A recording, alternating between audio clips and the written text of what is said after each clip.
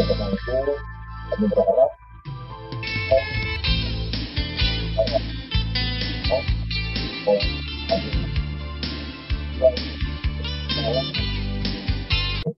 dengan analisis kebutuhan pembiayaan daerah dan analisis pengembalian pinjaman daerah sehingga dapat mendukung kedua analisis yang dengan baik. Akhir kata, semoga langkah kita pada hari ini dalam upaya peningkatan akses pembiayaan bagi daerah senantiasa diridhoi oleh Tuhan Yang Maha Kuasa dan akan dapat memberikan manfaat yang besar bagi bangsa Indonesia. Amin ya rabbal alamin. Akhirnya dengan mengucap Bismillahirrahmanirrahim, kegiatan SPG persiapan penyusunan kebutuhan pembiayaan daerah dan analisis pengembalian pinjaman daerah resmi saya buka.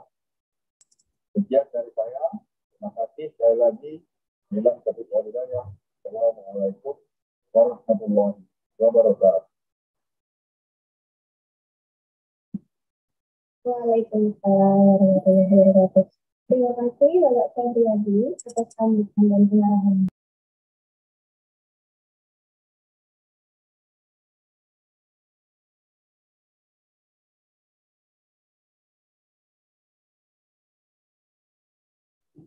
Basah tidak kesuka sekali.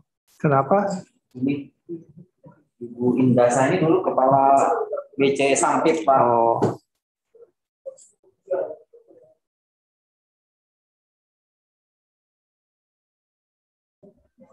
Siap Pak, mohon izin di kamar mandi barusan.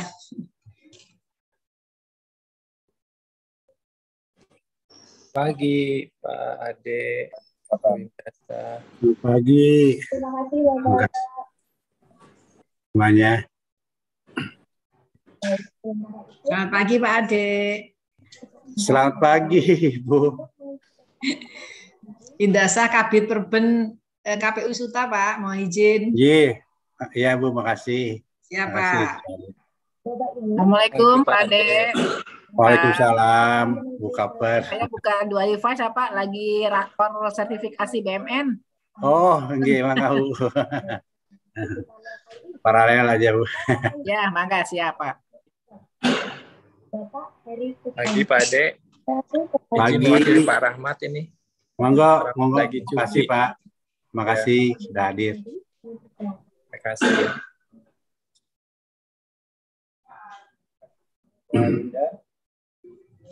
Assalamualaikum warahmatullahi wabarakatuh. Selamat pagi, salam sejahtera dan salam sehat. Salam sehat untuk kita semuanya. Yang kami hormati Kepala Kanwil Sistem Kendaraan yang terima kasih sudah menyempatkan diri untuk hadir di acara ini. Tadi terpantau ada Pak Matt dari Kanwil CPB Provinsi Riau, ada juga Pak Syarwan dari Kanwil CPB Provinsi Bengkulu dan Pak Ade Rohman dari Kanwil CPB Provinsi Banten. Terima kasih Pak atas kehadirannya. Yang kami hormati narasumber kita pada kesempatan pagi hari ini, Pak Iman Widianto dan Pak Erdianto Putra. Kemudian yang kami hormati pula para kepala bidang PPH 2. Baik, Bapak Ibu sekalian, dan memulai acara. Assalamualaikum warahmatullahi wabarakatuh. Waalaikumsalam warahmatullahi wabarakatuh. Bocor ya. Selamat pagi, salam sejahtera bagi kita semua. Alhamdulillah, namo buddhaya, salam kebajikan. Hidup ya Pak. Yang terhormat Bapak Ade Rohman, selaku Kepala Kantor Wilayah Ditjen Perbendaharaan Provinsi Banten. Yang terhormat Bapak Dionysius Lukas Hendrawan, selaku Kepala Kantor Wilayah Ditjen Pajak Provinsi Banten. Yang terhormat Bapak Rohmat Bagio, selaku Kepala Kantor Wilayah Ditjen Bea dan Cukai Provinsi Banten. Yang terhormat Ibu Kinari, selaku Kepala Kantor Pelayanan Utama Bea dan Cukai TPC Soekarno-Hatta. Yang terhormat Ibu Nuning Sri Rizky Wulandari, selaku Kepala Kantor Wilayah Ditjen Kekayaan Negara Provinsi Banten. Dan yang kami hormati seluruh pejabat Kementerian Keuangan di lingkup Provinsi Banten, serta para hadirin yang telah hadir pada acara kali ini. Saya ucapkan selamat datang pada acara siaran pers APBN Regional Banten yang kedua di tahun 2022. Senang sekali rasanya bisa bertemu kembali dengan Bapak Ibu sekalian. Izinkan saya memperkenalkan diri. Saya Akila sebagai MC yang akan menemani Bapak dan Ibu sekalian pada pagi hari ini. Pertama-tama marilah kita panjatkan puji dan puji syukur kepada Tuhan Yang Maha Esa karena atas rahmat dan karunia-Nya kita dapat berkumpul secara virtual melalui Zoom dan YouTube. Hadirin yang kami hormati, selanjutnya mari langsung saja kita simak pemaparan dari narasumber kita yang luar biasa yang akan memaparkan kondisi regional Banten sampai dengan bulan Februari 2022. Yaitu Bapak Ade Rohman, selaku Kepala Kantor Wilayah Ditjen Perbandaran Provinsi Banten. Pada Bapak Ade Rohman, kami persilahkan. Baik, terima kasih. Suara saya dapat terdengar? Terdengar, Pak. Jelas, Pak. Bismillahirrahmanirrahim. Assalamualaikum warahmatullahi wabarakatuh. Selamat pagi, salam sejahtera untuk kita semua. Om Swastiastu, Namo Buddhaya, salam kebajikan. Yang kami hormati Ibu Kepala Kanwil JKN, sekaligus Kepala Perwakilan Kementerian Keuangan, ya Bu Ningsih Wulandari. Terima kasih Bu, sudah berkenan hadir. Yang saya hormati Kepala Kanwil DJP atau yang mewakili. Yang saya hormati Kepala Kanwil DJPC atau yang mewakili. Yang saya hormati Kepala KPU Soekarno-Hatta, KPUBC Soekarno-Hatta atau yang mewakili, dan para media pers baik elektronik maupun media cetak yang saya hormati, seluruh hadirin yang berbahagia. Izinkan kami membacakan siaran pers terkait dengan ALKO bulan Februari yang merupakan yang kedua tahun 2022.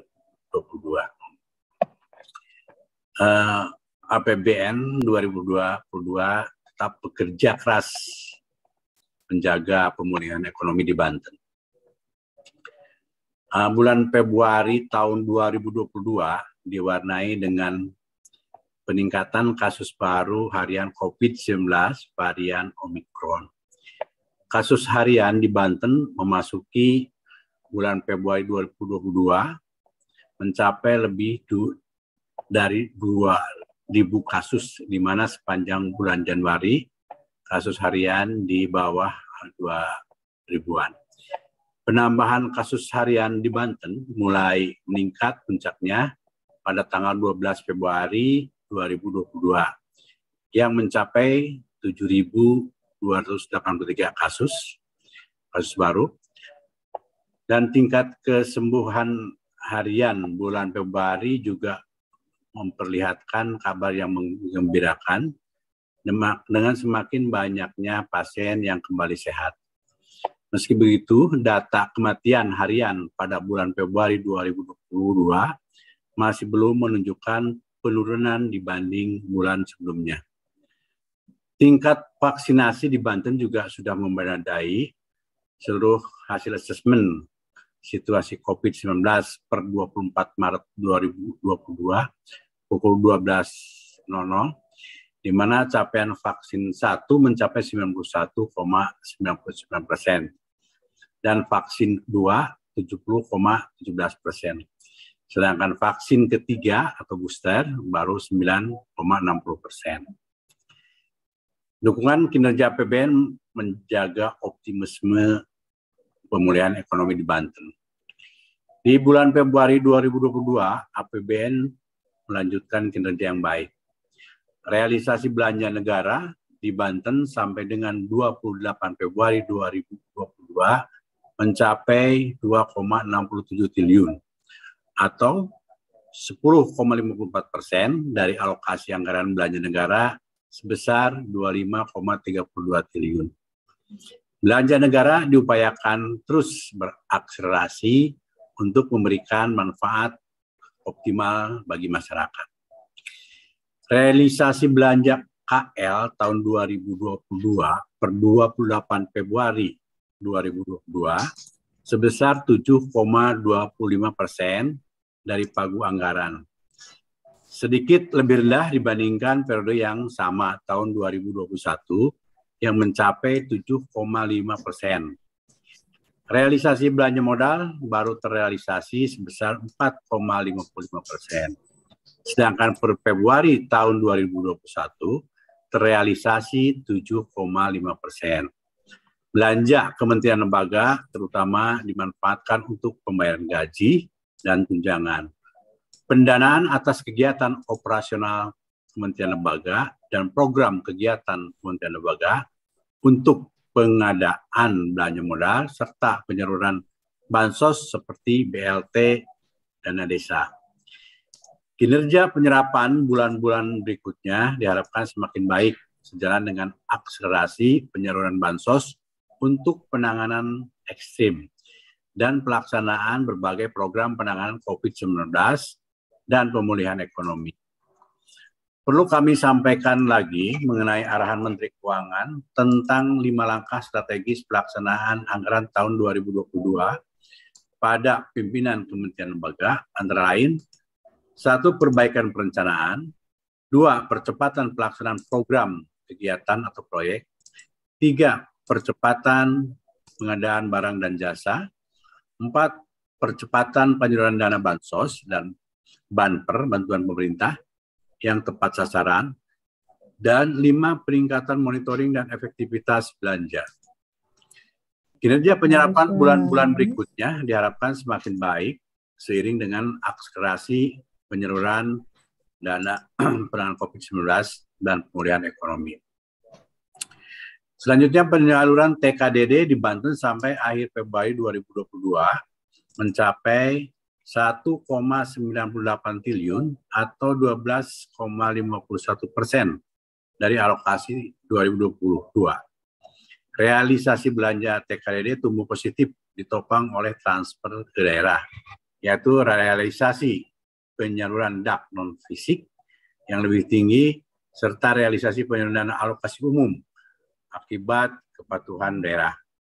Sementara penyaluran dana desa masih sangat rendah karena masih sedikit daerah di 4 kabupaten penerima dana desa yang mengajukan permohonan salur. Kerja keras APBN terus dilanjutkan agar dapat berperan secara optimal. Kinerja pendapatan negara melanjutkan kinerja yang baik dari bulan lalu dan diharapkan berlanjut sampai akhir tahun seiring pemulihan ekonomi yang semakin kuat dan implementasi reformasi struktural.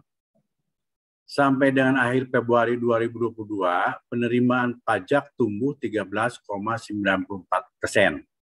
dengan capaian realisasi sebesar 9,404 triliun atau 17,11% dari target di Banten sebesar 52,803 triliun. Kontributor penerimaan terbesar dari penerimaan PPH, khususnya PPH Pasal 21. Sedangkan sektor yang dominan berkontribusi terhadap penerimaan pajak sampai dengan bulan Februari 2022, yaitu sektor industri pengolahan sebesar 41,62%. Kemudian sektor perdagangan besar dan eceran, reparasi dan perawatan mobil, serta sepeda motor mencapai 25,29%. Kantor wilayah Direktur Jenderal Pajak Banten dalam mengoptimalisasikan penerimaan pajak memanfaatkan strategi pengawasan terhadap wajib pajak, yaitu WP strategis dan WP kewilayahan. Kemudian realisasi penerimaan kepabeanan dan cukai per 28 Februari 2022 mencapai 1,8 triliun atau 18,92% dari target APBN. Penerimaan kepabeanan dan cukai tumbuh 24,53%. Didorong kinerja positif seluruh komponen penerimaan, yaitu bea masuk tumbuh 22,70%, penerimaan cukai tumbuh 30,47%, dan kinerja penerimaan bea keluar tumbuh 382,13%. Kinerja penerimaan bea masuk tumbuh signifikan, dipengaruhi dengan membaiknya kinerja impor nasional, sehingga mendorong aktivitas impor barang, terutama barang konsumsi dan kebutuhan bahan baku atau penolong kebutuhan industri. Pertumbuhan penerimaan cukai dipengaruhi oleh implementasi kebijakan atau pelunasan cukai dan pengawasan di bidang cukai, serta relaksasi pembukaan daerah tujuan wisata. Sedangkan pertumbuhan penerimaan bea keluar didorong oleh tingginya harga produk kelapa sawit. Neraca perdagangan bulan Februari 2022 adalah neto minus 1,20 miliar US dollar atau menguat 33% dibandingkan bulan Januari 2022. Perbaikan neto neraca perdagangan bulan Februari 2022 disebabkan membaiknya neto dari sektor non-migas yang tumbuh 0,73 miliar US dollar, meliputi eksportasi barang kendaraan udara dan program logam mulia, serta penurunan importasi obat, telepon, dan komoditi gula. Peran Ditjen Bea Cukai Banten dalam rangka penanganan COVID-19 dengan memberikan fasilitas berupa insentif fiskal impor ALKES, insentif fiskal impor vaksin, dan insentif fiskal dunia usaha. Insentif fiskal impor ALKES yang telah diberikan per Februari 2022 berupa fasilitas bea masuk sebesar 16,27 miliar rupiah dan fasilitas pajak sebesar 43,73 miliar rupiah untuk kategori produk test kit, peralatan medis, virus transfer media, APD, oksigen, dan ALKES lainnya. Kemudian insentif fiskal regional vaksin telah diberikan fasilitas bea masuk dan fasilitas pajak sebesar 124,54 miliar rupiah dan 383,73 miliar rupiah. Sedangkan insentif fiskal dunia usaha sebesar 46,62 miliar rupiah untuk pembebasan KITE, kemudahan impor, tujuan ekspor, dan pengembalian KITE sebesar 9,8 miliar.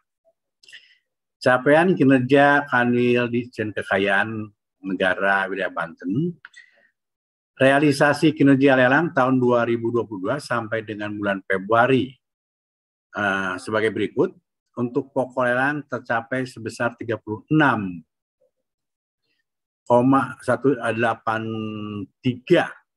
miliar atau tercapai 2,56% dari target pokok lelang sebesar 1.400 miliar. Realisasi PNBP lelang sebesar 998.591,136 atau sebesar 2,6% dari target sebesar 37 miliar 900 juta. Untuk penilaian PNBP pengelolaan aset tahun 2022 sampai dengan Februari adalah sebesar 809.050.435 atau sebesar 4% dari target tahun 2022 sebesar 20.216.800 rupiah. Sedangkan realisasi PNBP pengurusan hutan negara sebesar 261 atau 0,1% dari target sebesar 160.319.900 rupiah. Selain capaian kinerja di atas, DJKN melalui Lembaga Manajemen Aset Negara atau ELMAN dalam mendukung proyek strategis nasional atau PSN diberikan penugasan melakukan pendanaan tanah atas infrastruktur PSN di wilayah Provinsi Banten, yang mana aset tanah tersebut akan menjadi BMN Antara lain jalan tol sebesar 13 miliar 376 juta, maaf ya 13 triliun ya, 13 triliun 367 miliar 648 juta 503 ton. Dan bendungan sebesar 1 miliar 904 182 triliun ya. Dan penyediaan air baku sebesar 9 miliar 180 juta 846 rupiah. Adapun realisasi PNBP tahun per 2022 tahun 28 Februari mencapai 124 miliar. 180 miliar atau 6,27% dari target secara nominal tumbuh 47,12% year on year, ditopang oleh PNBP lainnya yang mengalami pertumbuhan 57,58% year on year. Kinerja APBD se-Banten, realisasi pendapatan APBD konsolidasian 9 Pemda se-Banten sampai dengan 28 Februari 2022 sebesar 2,55 triliun, didominasi pendapatan asli daerah PPAD dengan proporsi 47,26% dari total realisasi pendapatan daerah. Proporsi TKDD sebesar 52,68% terhadap total realisasi pendapatan daerah, menunjukkan bahwa dukungan dana pusat melalui TKDD masih menjadi faktor dominan untuk pendanaan Pemda se-Banten.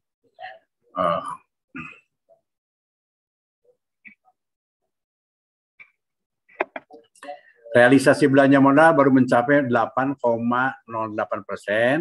dari seluruh realisasi belanja Pemda, dengan capaian terbesar di realisasi untuk belanja modal gedung dan bangunan sebesar 96,03% dari total realisasi belanja modal. Kinerja APBD seluruh Pemda Banten tersebut sampai dengan 28 Februari 2022 menghasilkan surplus anggaran sebesar 62,84 miliar.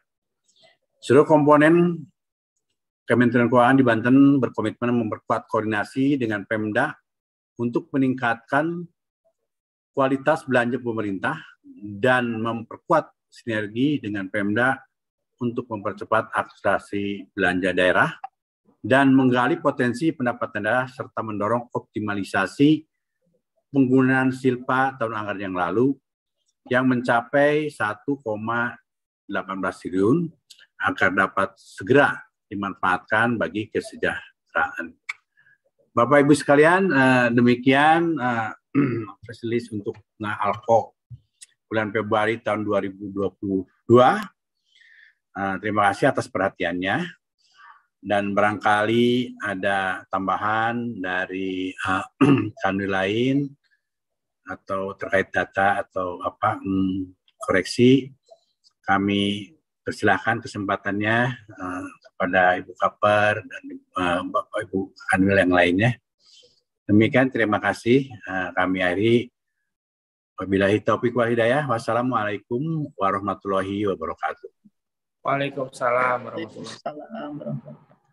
Kalau untuk saya sudah cukup, Pak Ade. Terima kasih, Pak Ade. Sudah Baik, terima kasih. disampaikan. Nuhun, Pak Ade. Baik, terima kasih Bu Kaper. Cukup Pak Ade. Ya, terima kasih. Udah cukup Pak Ade. Kita juga cukup Pak Ade. Ya. Dari Banten juga ada cukup Pak Ade. Baik, ya terima kasih. Saya kira itu mungkin dari press ada pertanyaan, barangkali bisa disampaikan. Ya, mati ya, kucing mati. Hidup Pak. Oh, iya. Selamat pagi Pak Ade. Ya. Punten Pak, sambil di jalan nih. Maaf. Ya. Saya Susi Pak dari Bisnis Banten. Ya. Mungkin yang pertama, tadi sekilas saya lihat dari press release yang sudah kita terima juga. Ini kan baru 4 kabupaten yang mengajukan permohonan dan untuk penyaluran transfer dana desa itu kan masih sangat rendah sekali ya Pak. Mungkin apakah memang di awal-awal tahun itu sangat rendah atau mungkin apa nih yang menjadi penyebab dari pemerintah daerah sendiri belum mengajukan permohonan, harusnya kan lebih cepat lebih baik gitu kan, atau memang kecenderungannya di masyarakat di Banten sendiri ataupun di Indonesia mereka di akhir-akhir tahun baru terserap banyak gitu Pak. Mungkin ada himbauan nggak sih Pak, mungkin dorongan dari DJP sendiri bagaimana bisa percepatan anggaran ini bisa terserap. Mungkin itu Pak yang pertama. Ya. Terima kasih Bu Susi Kurniawati. Terkait dengan transfer dana desa, memang Bu ini pada awal tahun anggaran 2022 belum optimal ya. Kita sudah berkoordinasi KPPN maupun Kanwil terkait penyampaian dokumen persyaratan yang harus segera disampaikan oleh desa. Ya, itu antara lain ya APBD itu mungkin yang menjadi hambatan dan persyaratan yang lainnya. Dan memang ya udah seperti biasa tradisi itu ya memang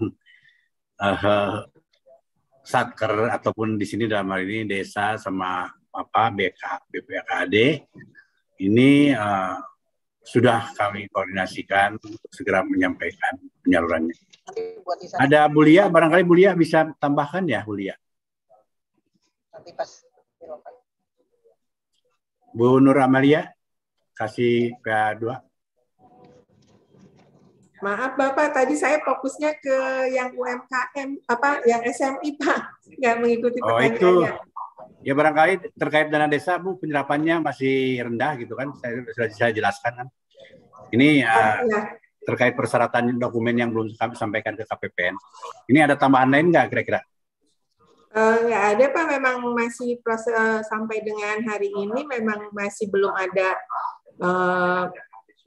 dokumen atau berkas yang diterima oleh KPPN sehingga makanya belum bisa cair Pak ininya penyaluran dana desanya. Ya. Begitu, terima kasih Bu Susi. Iya, jadi memang dari desanya sendiri yang belum mengajukan ya Pak, sebenarnya kan dananya sudah ada ya. Oh iya, betul. Kalau dananya sudah tahun anggaran 2022 untuk berarti semua kan kegiatan. Berarti pemerintah ya siap Bu. Sudah ini ya. Ya. Jadi memang tinggal pengajuan saja ya Pak. Memang dari berarti pengajuan ini yang belum dilakukan oleh desa setempat ya. Iya, benar Bu. Ya. Kita koordinasi terus dengan BPKD ya. Terima kasih Bu. Siap. Terima kasih Bu Susi. Ya. Barangkali ada teman yang banyak lain. Pak Ade. Iya. Teman yang lain.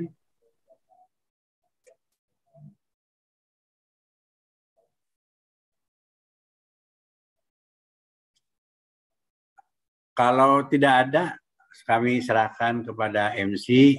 Mungkin ini cukup sekian dan narasi press conference-nya, press release-nya sudah kami sampaikan kepada para media. Ya, demikian. Terima kasih Bapak Ibu sekalian atas perhatiannya.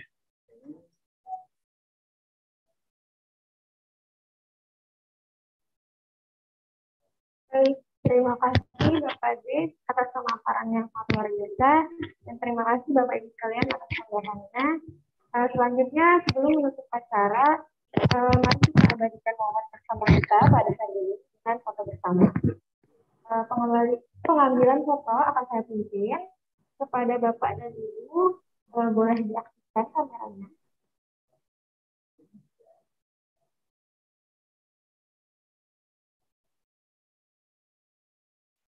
Mungkin langsung saja ya, saya ambil fotonya. 1, 2, 3.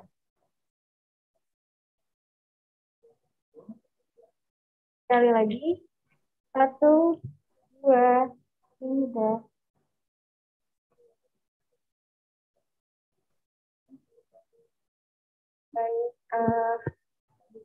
Dan acara siaran pers APBN Regional Banten tahun 2022 yang telah berlangsung pada pagi hari ini.